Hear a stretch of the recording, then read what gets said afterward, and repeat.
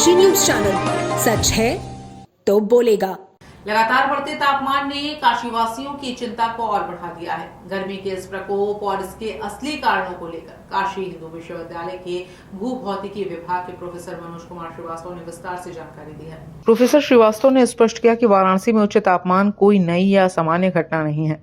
उन्होंने ऐतिहासिक उदाहरण देते हुए बताया कि 1 अप्रैल 2010 को यहाँ का तापमान 46 डिग्री सेल्सियस तक पहुंच चुका था। उन्होंने कहा, यह कहना गलत होगा कि भविष्य में तापमान लगातार बढ़ता ही जाएगा या घटता ही जाएगा। तापमान में उतार चढ़ाव एक प्राकृतिक प्रक्रिया है जो कई भौगोलिक और मौसम संबंधी कारकों पर निर्भर करता है। प्रोफेसर श्रीवास्तव ने अंतर्राष्ट्रीय घटनाओं, खासकर अमेरिका, इजराइल और इराक के बीच हुए युद्धों का जिक्र करते हुए जोर देकर कहा कि इनका स्थानीय तापमान पर बहुत सीमित प्रभाव पड़ता है। ऐसी घटनाओं का असर वैश्विक स्तर पर भी न्यूनतम होता है और किसी एक शहर या जिले के तापमान पर इसका सीधा प्रभाव लगभग न के बराबर होता है। उन्होंने स्पष्ट किया। प्रोफेसर ने समझाया कि सूर्य स्वयं एक अत्यंत विशाल ऊर्जा स्रोत है। धरती पर होने वाली किसी भी मानवीय या प्राकृतिक घटना की तुलना में सूर्य की ऊर्जा और उसकी किरणें ही पृथ्वी के तापमान को मुख्य रूप से नियंत्रित करती हैं। उन्होंने कहा, सूर्य की तुलना में अन्य बाहरी कारकों का प्रभाव बहुत छोटा और सीमित रह जाता है। हालांकि उन्होंने यह भी बताया कि अगर वातावरण में धूल या धुएं की परतें बन जाती हैं तो ये सूर्य की किरणों को कुछ हद तक रोक सकती हैं, जिससे तापमान में हल्की और अस्थायी कमी आ सकती है। बढ़ती गर्मी को देखते हुए प्रोफेसर मनोज कुमार श्रीवास्तव ने आम लोगों को सतर्क रहने की सलाह दी है।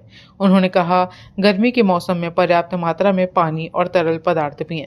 दोपहर के समय अनावश्यक रूप से बाहर निकलने से बचें और खुद को धूप से बचाकर रखें। तो कितना जाएगा कहना तो बहुत कठिन है, लेकिन ये पुराने रिकॉर्ड बताते हैं कि ये 46 के ऊपर था 1 अप्रैल 2010 को।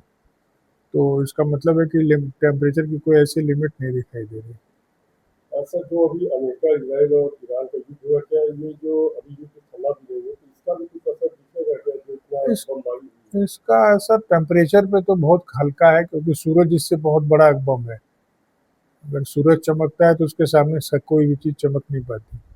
तो उसके मुकाबले में इन सब का असर बहुत हल्का होगा। निश्चित होगा, क्यों नहीं, लेकिन ये जब भी करेगा तो ये टेम्परेचर को कम करने का काम करेगा। जैसे कोई धूल है तो धूल अगर सूरज के रास्ते में आ जा रही है तो वो धूल उसकी रोशनी को कम करेगा तो टेम्परेचर का असर थोड़ा सा कम होगा। तो ग्लोबल वार्मिंग पे इसका क्या इफेक्ट हो जाएगा आने वाले समय में?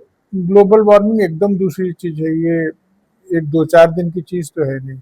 अगर इसी तरीके की गर्मी, इसी तरीके का माहौल चलता रहा तो फिर बाद में इसके असर को समझा जाएगा। लेकिन ये जो अभी दिखाई दे रहा है, टेम्परेचर बढ़ा है, पिछले एक दशक से दिख रहा है कि टेम्परेचर कुछ ज़्यादा नज़र आ रहा है। तो अगर इस तरीके का ऑब्जर्वेशन आगे भी चलता रहेगा तो तब ढंग से ये एनालिसिस हो सकेगी कि ग्लोबल वार्मिंग का असर है, और वो इस तरीके से दिख रहा है।